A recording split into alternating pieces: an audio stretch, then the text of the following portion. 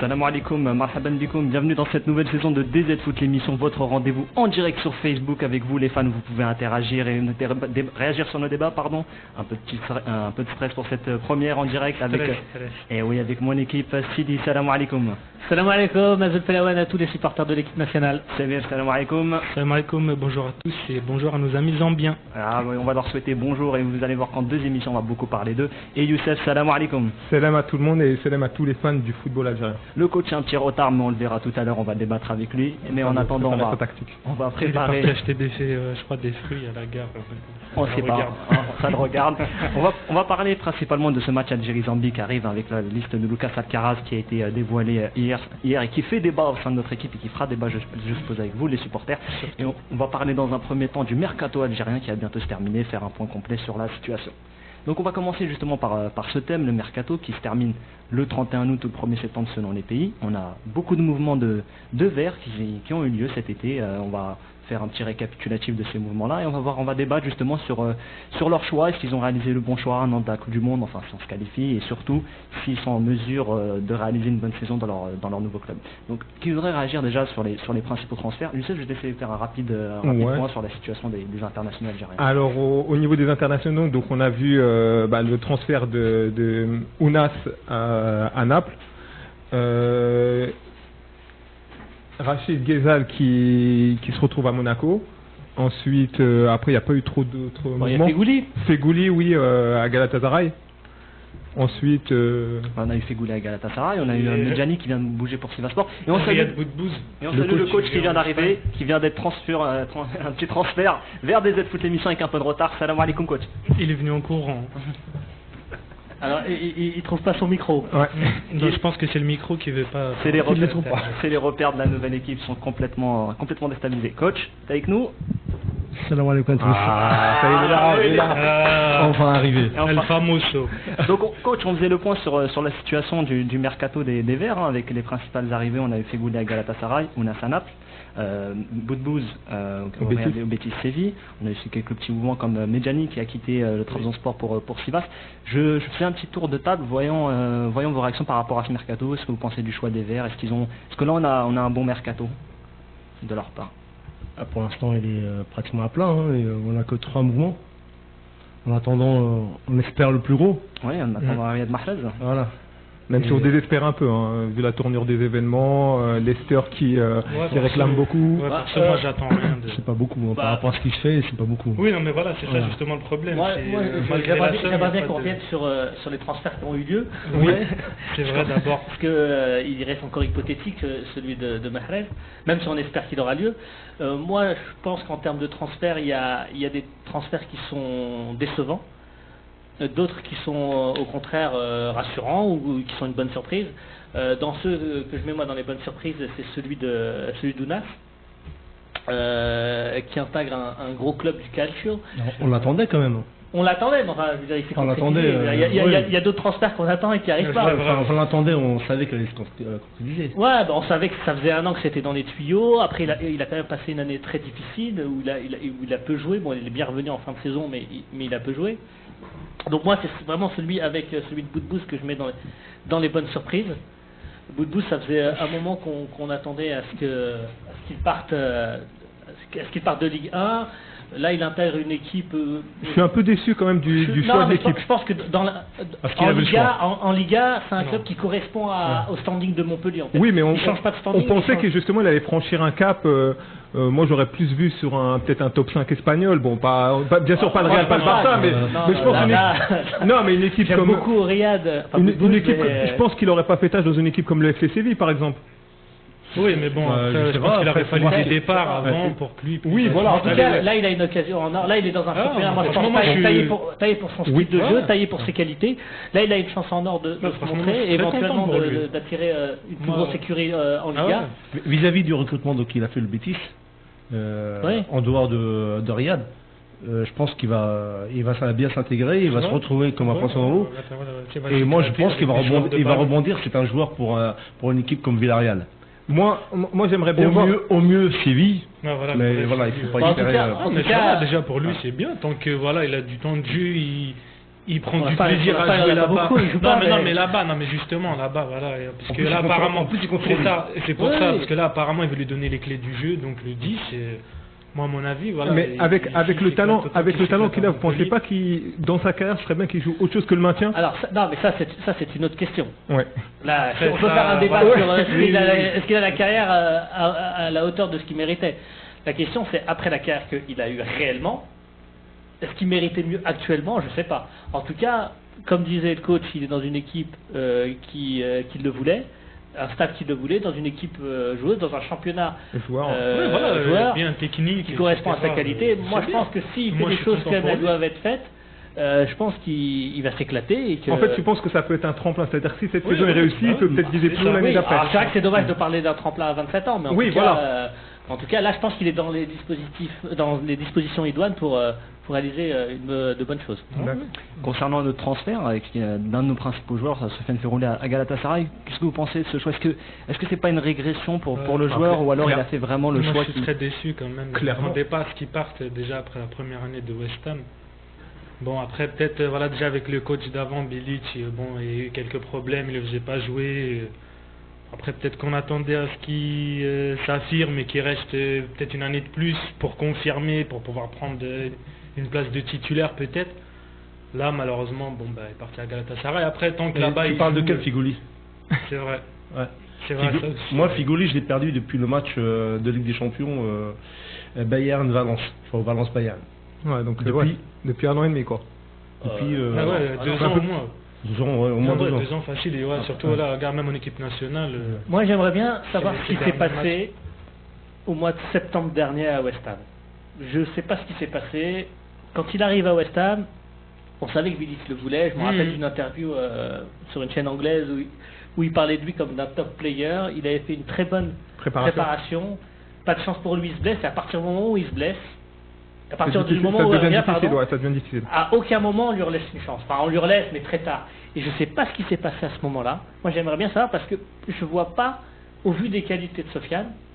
Surtout que l'équipe était en difficulté en Exactement. C'était pas le West Ham de la saison d'avant, pas du tout.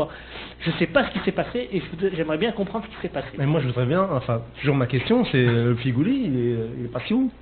Non, mais parce que quand il revient, il y a toujours la grinta. Non, mais sur les bouts de masse qu'il fait quand il revient dans l'équipe, il est pas mauvais. Il est pas mauvais. Mais après, il a une masse aussi. Il revient un moment, il fait expulser aussi. Pour moi, il a perdu sa vitesse. C'est vrai. Alors qu'on l'appelait le Puma à Valence. Il courait. C'était l'un des plus rapides de à l'époque. À part 1 ou 2 dribbles qu'il faisait, il faisait pratiquement plus la différence. Après, ça a toujours été plus un joueur de percussion. Enfin, ça n'a jamais été un monstre de technique comme on me l'entend. Non, mais ce que je veux dire, c'est que c'est pas un marais, c'est pas un bout de bouse, c'est pas. Non, mais voilà, regarde, il pouvait. Oui, il a une bonne technique, mais c'est pas un monstre technique. Voilà, faire des décalages et tout. Là, c'est vrai que là, depuis un certain temps, il a perdu beaucoup. Je sais pas. Après, il joue pas. Enfin, il joue très peu. Voilà, il joue pas assez pour. Moi, je le vois pas assez jouer pour me dire. Maintenant, la question de Mohamed, c'est pourquoi Galatasaray? Pour moi, je pense que c'est un choix financier. Je me rappelle avoir lu son interview. Je pense. Non, c'est pas financier, c'est tout. Parce que je pense qu'il n'y a pas beaucoup de clubs. Non, je pense pas. Je pense que déjà, il a été valorisé par l'offre financière, mais c'est plus. Je pense que le coach lui fait confiance. Je pense que le club lui donnait vraiment un rôle prépondérant dans cette équipe. On a vu qu'il y a un gros recrutement, notamment avec Gomis, Belhanda. Il y a vraiment le Galatasaray veut revenir en force. Waouh, le gros recrutement. Non, mais à l'échelle de la Turquie, c'est pas mal. Même à l'échelle de la Turquie. Non, franchement, à l'échelle du championnat turc, on ramène quand même de très bons joueurs. À moins que tu me dis que le championnat de Turquie est meilleur que Ligue 1, mais ça c'est ton jugement personnel. Non, j'ai pas dit ça. Et moi je te dis d'un point de vue des gros joueurs que tu cites, Belhanda, Gomis, pour moi c'est pas des gros joueurs, c'est des bons joueurs comme Figoli. Mais revenons au cas de Figoli.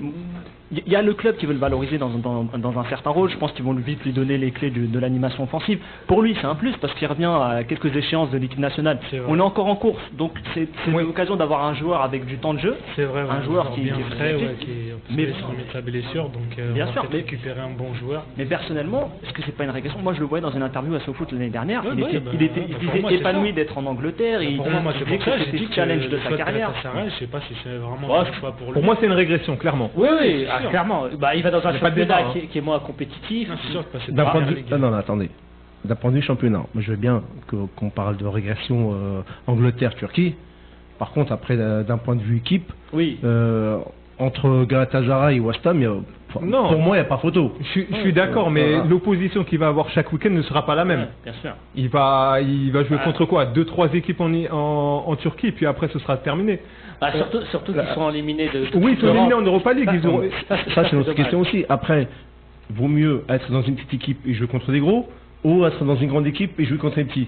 Déjà, moi je dirais même, il vaut mieux déjà jouer, ne serait-ce que dans une petite ou une grande équipe. Mais je pense qu'il était en train d'inverser la tendance à West Ham, donc il aurait pu... c'est pour ça. Moi je sais même pas, moi je pense qu'ils ont plus fait confiance. Non, moi je pense qu'il y a quelque chose qui s'est cassé. Moi j'identifie cette brisure, j'identifie à septembre 2016. Je sais pas ce qui s'est passé, je pense qu'on le saura jamais. En tout cas, c'est du gâchis parce que c'est vraiment dommage. Je pense que Figoli marche souvent à l'affectif plutôt. On entend tellement ça sur les joueurs. Là, comment il a été reçu, comment il a été demandé. De toute façon, en Turquie, c'est tout le temps pareil. Quand ils arrivent, ils sont en grande pompe. Pour être caricatural, ils ont fait pareil pour Edouard Cissé. Tu sais quoi, c'est exactement à ça que je pensais. À Valbuena aussi, sauf qu'il a sorti le drapeau de la Tunisie. Pas de chance. Non, mais c'est vrai que ça fait plaisir de voir des gens qui comptent sur toi. C'est un peu musulman, donc je pense que ça a joué beaucoup pour lui. Non, voilà. Moi, je sais pas. Footballistiquement, je sais pas si c'est important. Après, encore une fois, tant que le coach compte sur lui, veut lui donner les clés du jeu, le faire jouer, je pense que c'est ce qu'on disait il y a un an, quand il arrivait à West Ham. Ouais, non, mais c'est que j'espère qu'on dira pas la même chose dans un an quand il ira à Al-Saad ou... Non, tu dirais que c'est un choix sportif bien sûr. Je déconne, en plus c'est vraiment un joueur que j'adore. On dit toujours ça, on tacle un joueur, après on dit mais lui je l'adore. Mais bon. On va parler d'autres mouvements. Figoulou, on t'attend pour la réponse par rapport à ce que tu as posé la question. C'est-à-dire qu'est-ce qui s'est passé au mois de septembre? Écoute, qui vient s'expliquer. Là, il y a une place libre à côté de moi dans le studio. Il est bienvenu quand il veut. De toute manière, tout joueur de l'équipe nationale ou tout joueur algérien qui veut participer à l'émission, être invité, discuter avec nous, il est le bienvenu. Même des anciens joueurs. Même des anciens joueurs. Même Wada. Même Mansour Boutabout. Même Mansour Boutabout, j'achèterai un maillot floqué et je le porterai en studio si Mansour est bien. Et pour Wada, on parlera de la CAN 2004. Pas de l'avant-CAN plutôt. Pas de l'avant-CAN. Parlons d'autres mouvements. Il y a beaucoup de jeunes joueurs qui émergent en équipe nationale. Je pense à Farid Boulaya, je pense à Ismaël Benasser, Youssef Rapat. C'est des joueurs qui ont bougé aussi. Benasser qui a quitté Arsenal pour Empoli. Ghezal à Monaco. Ghezal, il est confirmé. Je parle surtout des petits jeunes pousses. Boulaya qui a quitté Clermont pour Gérone. Et Méziani qui a annoncé partant pour Le Havre. Est-ce que ces mouvements-là, c'est des mouvements qui sont intéressants pour la progression de leur propre carrière et pourquoi pas à terme rejoindre l'équipe nationale? Bien sûr, après si rejoindre ces clubs-là, c'est que ces clubs-là sont allés les chercher, c'est qu'ils comptent sur eux pour le futur. Et moi, tant qu'après ils font partie de ces équipes-là, tant qu'après ils évoluent, ils ont du temps de jeu. Ouais, c'est le plus important, le temps de jeu. À cet âge-là, c'est le temps de jeu. Le temps de jeu, c'est la priorité. Comme Le Havre, etc., qui sont connus pour des bonnes formations, etc. Si après ça peut être un tremplin, comme on disait tout à l'heure. Pour moi, ça dépend du joueur. Exactement, c'est ce que j'allais dire. Pour Mzienne, je suis très très content. Même si... Oui, parce qu'il y a Méziane. Méziane, oui. On fait souvent la confusion. C'est vrai. Et en plus, donc au Havre, je pense qu'il va s'éclater là-bas. Il va bien évoluer. C'est une bonne équipe de Ligue 2 qui chaque année joue la montée. Pour Benasser, moi je pensais vraiment qu'il allait continuer Arsenal. Qu'il allait avoir du temps de jeu, que Wenger allait compter sur lui. Mais finalement... c'est vrai qu'en D2 italienne, c'est bizarre quand même ce choix. Au moins une première division en Europe. Qui partent en D2 comme l'année dernière à Tours, il était en L2 et française et puis rien qu'en prêt. Moi je veux bien pour qu'il ait du temps de jeu. Et là quand même il a eu un transfert pour 4 ou 5 ans, je sais plus. Donc là c'est officiel. Pour moi c'est une régression, d'un point du club championnat. Après il faut voir ce qu'il y a dans son contrat, peut-être qu'il y a d'autres de sortie ou d'être racheté par Arsenal au cas où il arriverait à éclore. Après ce que tu disais c'était vrai, c'est que tous les joueurs ne sont pas dans le même cas. Pour en revenir à Méziani, que tu confondes avec Méziane, moi ce que je regrette c'est que c'est pas le bon qui vienne en Europe. Mais enfin moi j'aime beaucoup Méziani, mais j'aime beaucoup Méziani aussi. Mais j'aime encore plus Méziani, que je considère comme étant un plus gros potentiel. Mais je pense que tu te bases sur son match face à la Libye pour Méziani. Ah non, mais parce qu'en plus Djihad serait là, Djihad aurait fait un pamphlet. Pour qui tu me prends? Non, j'aime beaucoup Méziani, c'est un très bon joueur, mais je pense que en termes de, enfin après c'est pas le. En termes de potentiel, Méziani il est un plus. Alors là, Méziane, c'est un super joueur. Méziane en tant que potentiel. Après, je sais pas. Non, mais de toute façon, c'est difficile de parler sur des potentiels. Voilà. Mais il y a deux joueurs dont on n'a pas encore parlé, c'est Attal. Tu parlais de rejoindre l'équipe nationale. Lui, pour le coup, il est déjà en équipe nationale. Alors malheureusement, là, il est pas pris dans le groupe là pour le match le week-end de Courtrai, oui. Il est en retard dans sa préparation. Bon, après, il a fait sa préparation avec le Paradou. J'ai pas trop bien compris ce qui s'est passé, une histoire de visa, enfin bon, bref.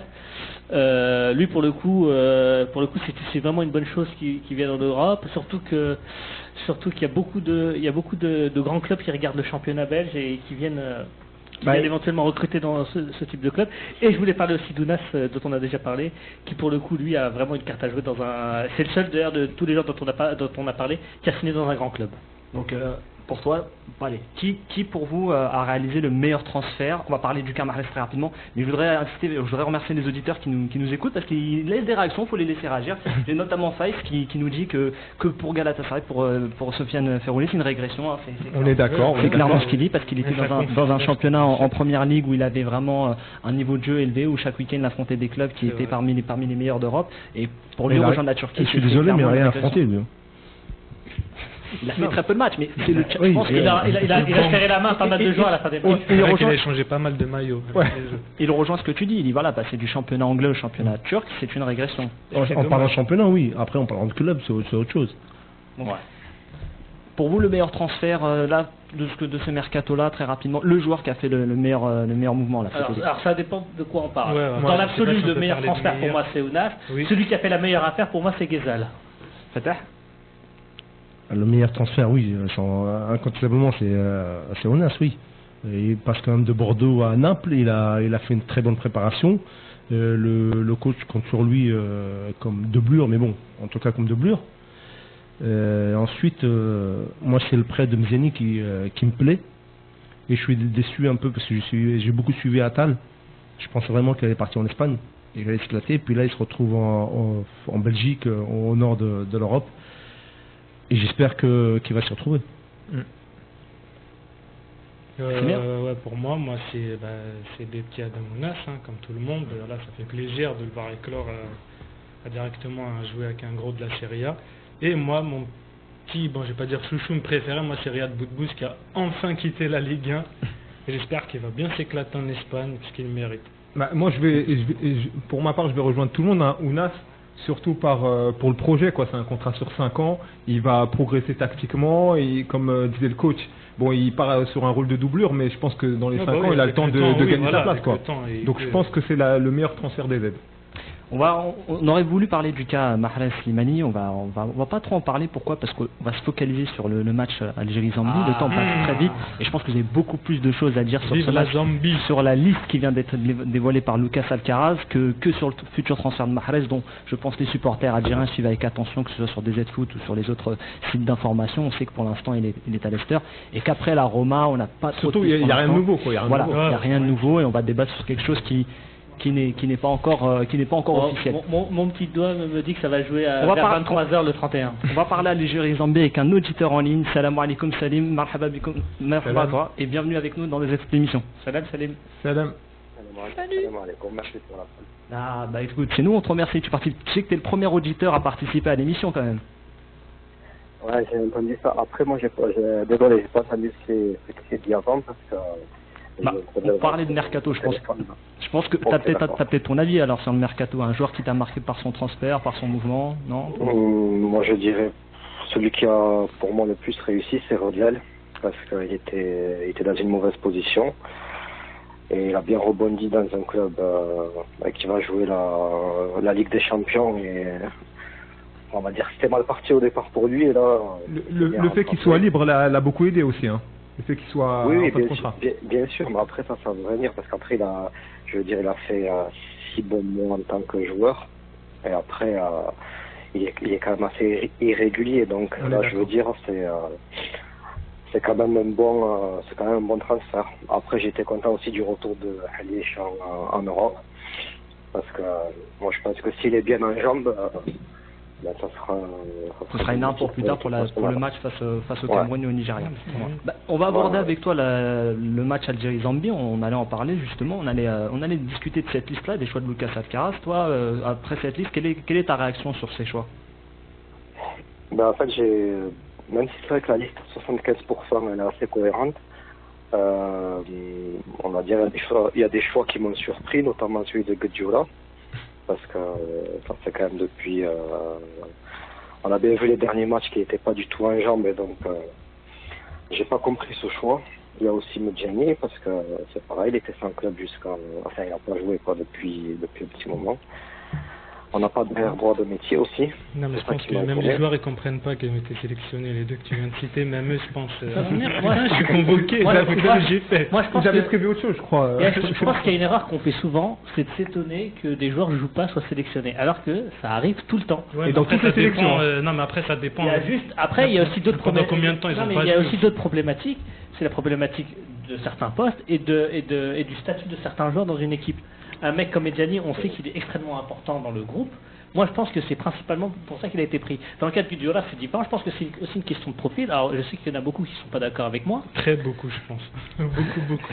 Mais c'est l'un des rares milieux défensifs algériens ces derniers temps qui a récupéré des ballons pour genre un match. Guedioura ? Moi, combien de ballons ? Moi, sur un an, là, j'ai jamais vu Ben Taleb ou Taïder récupérer un ballon. Hein. Ah oui, alors, ok, dans la transmission, ils sont super bons. C'est sûr, ouais, non. Il n'y a pas de problème. Son gars n'aura jamais dit qu'il. Après, là où je suis d'accord sur Guedioura, c'est que, voilà, je pense qu'il est complètement hors de forme. Il n'a pas joué depuis 3-4 mois. Il s'entraîne avec et je pense que s'il est titularisé, ce sera difficile pour lui. Moi, je vais faire le pas. Après, il y a aussi Dahem. J'ai pas compris ce choix, par contre. Là, vraiment. Le petit Sochaux, là, c'est ça dont tu parles ? Oui, c'est ça, Sofiane Dahem. Je connais pas. Là, ça fait, il a 3 matchs en Ligue 2. Pour un match aussi important, j'ai pas compris sa sélection. Après, peut-être que c'est pour lui faire sentir un peu le groupe. Je suis pas sûr qu'il aura du temps de jeu après, personnellement. Oui, non, mais c'est un milieu défensif.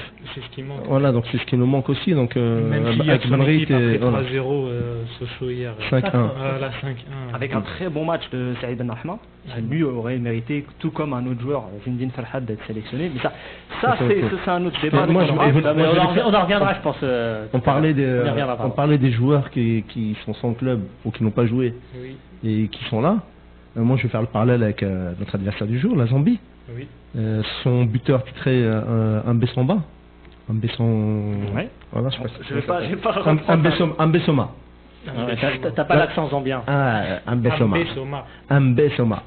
Donc c'est lui qui a marqué les 2 buts. Hein, la Zambie actuellement a marqué 2 buts dans les éliminatoires. Oui. C'est lui qui a marqué les 2 buts. Et son club en Afrique du Sud lui a résilié le contrat. Donc il est actuellement sans club.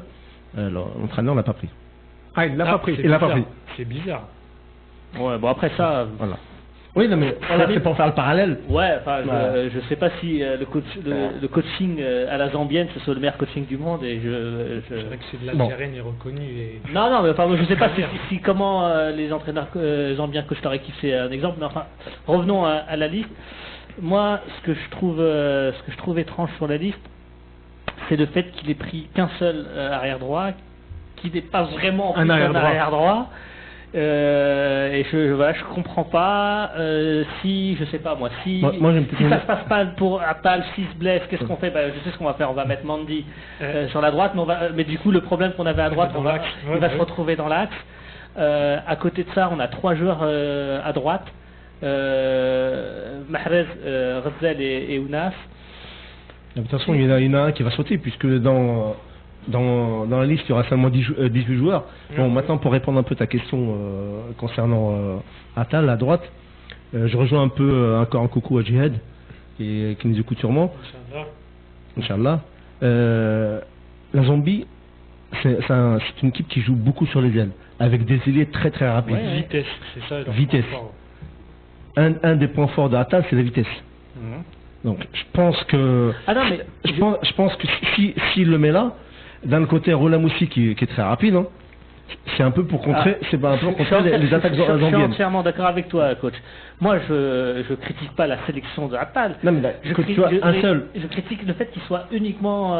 Je vais reprendre notre auditeur en ligne, Salim. J'ai juste posé une dernière question avant de terminer l'appel. Est-ce que tu penses que, après avoir vu cette liste, que les 6 points sont possibles à prendre contre la Zambie? Après oui, ça reste possible. Maintenant, ça dépendra de l'équipe qui va aligner aussi, c'est ça. Mais bon, après, il y a des motifs d'espoir. Quand même. Donc tu y crois? On est obligé d'y croire un petit peu quand même. Il y en a autour de cette table qui ne croyaient pas beaucoup lors des dernières émissions. Mais même toi, je sens un peu de résignation dans ta voix, c'est pour ça qu'on te demande. Il est forcé d'y croire en fait. Après avoir vu la liste, parce que je m'attendais vraiment à ce que Farhat soit sélectionné. Et je pense que sa vitesse sur le côté droit, ça nous aurait fait du bien. Mais à la place de qui, Salim? On sait bien que Mahrez, de toute façon, il ne va jamais tenir 90 minutes. Oui, mais tu ne vas pas le mettre à la place de Mahrez. Non, mais je sais bien que le coach, il ne le fera jamais. Mais si, par exemple, au bout de la 60e, Mahrez, il est vraiment complètement grillé, le fait de faire entrer Farhat, je pense que ça devrait... Farhat ou Ounas? Plus Farhat, parce que Ounas, c'est sa première sélection et... Farhat non plus. Farhat, il a une demi-sélection, je crois, contre la Slovénie qui date de 2014. En tout cas, on voit ton motif d'espoir, on y croit nous aussi. On te remercie vraiment d'être là, de nous avoir appelés. Merci, cher auditeur. Merci avec ton accent du Sud. Je pensais que c'était un ski, moi. Moi aussi, vive la Picardie. Merci beaucoup et à bientôt, Inch'Allah Salim. À bientôt, rappelle-nous. À bientôt, Inch'Allah. On va revenir justement sur ces choix-là. Tu soulevais un point intéressant, Sidi, c'est qu'il a sélectionné 3 joueurs pour un seul poste. Je parle du poste d'ailier droit avec Ounas, Mahrez et Rezel. Est-ce qu'il s'est privé, justement, est-ce qu'il s'est pas tiré une balle dans le pied en prenant 3 joueurs pour un poste et un seul pour le poste de latéral droit, comme tu le dis, en la personne de Youssef Attal? Moi, exactement, c'est l'une de mes problématiques, surtout que dans les 3 joueurs qu'il a pris, il a pris un joueur dont on sait que dans ce contexte africain, il a énormément de mal, c'est Rezel. Rezel, c'est pour ça que moi je disais tout à l'heure qu'il avait fait la plus belle affaire lors du mercato, c'est qu'il a signé dans un club où on peut pas dire que la pression elle soit au maximum, un coach qui le voulait, dans un contexte hyper favorable, et moi je pense que c'est uniquement dans un contexte hyper favorable qu'il peut performer. Donc moi c'est pour ça que moi je l'aurais absolument pas pris, Rezel. Donc déjà le fait de prendre 3 joueurs pour un poste, c'est beaucoup. Surtout quand on prend un qui fait pas trop l'affaire. Voilà. Donc tu délaisses un petit peu, enfin je veux dire, la place que tu prends en plus là, tu aurais pu la laisser pour un deuxième arrière droit. Donc tu fais ça pour prendre un joueur qui en plus, pour moi, correspond pas au profil du contexte du match et du match en lui-même. C'est typiquement les droits. Après, mais c'est vrai que pour moi, on prend 3. Après, qu'est-ce qu'il veut faire de Mahrez? Au milieu? À gauche? C'est ça. Non, à gauche, mais non, à gauche jamais. Enfin, je veux dire, s'il fait ça, mais c'est en cours de match, tu peux changer de tactique. On a pas eu ce problème contre le Togo. C'est vrai. Mais bon, mais je suis d'accord avec toi, mais sur le fond, je suis d'accord avec toi. Moi, je vais revenir à un point que Salim a abordé et que j'ai abordé tout à l'heure, c'est la non-sélection de Gini Farhat que je déplore. Pourquoi? Parce que déjà, sur sa forme du moment, il mérite. C'est un joueur qui cumule 5 passes décisives et 2 buts en 5 matchs en Ligue 2. Je vois des commentaires en disant oui mais c'est un joueur de Ligue 2, mais d'un autre côté tu convoques Sofiane Daham qui est offensif, qui est un auditeur l'a justement rappelé, avec moins de 10 matchs en professionnel. Après c'est pas le même poste. Oui, c'est pas le même poste, mais Farhat a une polyvalence que Daham n'a pas. Par exemple, moi je l'ai vu l'année dernière avec Le Havre, où on voit il était un peu plus en retrait du but, un espèce de relayeur, jouer un peu haut, justement pouvant prendre ce poste là où on a un cruel déficit, et on s'appuie sur Guildura qui, même si tu l'apprécies, je peux comprendre, mais qui est hors de forme. Il s'entraîne avec les U23, il n'est pas dans les plans de son coach. Mais tu vas pas prendre Farhat pour la place de Guildura. Non, mais on va parler un peu plus tard du système tactique. Moi je parle des choix des joueurs en lui-même. Il faut pas faire abstraction du contexte en fait. Daham, bon moi, honnêtement je trouve que c'est pas normal qu'il soit là, mais il est il évolue dans une zone du jeu où on est vraiment à la dèche. Oui, mais t'as des joueurs dans le championnat local. Même s'il fait un très bon début de saison, malheureusement pour lui, il joue certainement à un poste où on a le plus de joueurs. Ouais, non, il est victime de la concurrence. Il est victime de la concurrence. Moi, effectivement, c'est vrai que je le vois vraiment comme un Fegouli bis. Mais à ce niveau-là, je ne parle pas de Rosel, mais je pense qu'il est plus en concurrence avec Ounas, parce que bon, c'est pas le même joueur, mais c'est tous les deux des joueurs très percutants et très rapides. Après, je pense que Algaraz, il avait un choix à faire entre Ounas et Farhat, il a choisi Ounas. Et honnêtement, ce choix pour moi, il n'est pas scandaleux. Pour moi, il n'est pas scandaleux. Moi, je pense quand même, parce que j'aurais l'expérience du joueur. J'aurais aimé qu'il soit là, mais après, il y a la concurrence. C'est dommage. Moi, je pense quand même que c'est une erreur de se passer de lui, parce que c'est quand même un joueur qui a une expérience en Afrique, qui a une finale de Ligue des Champions, qui a joué une CAN. Une finale de Ligue des Champions Oui, pardon. En Europe encore. Contre le TP Mazembe, qui a joué une CAN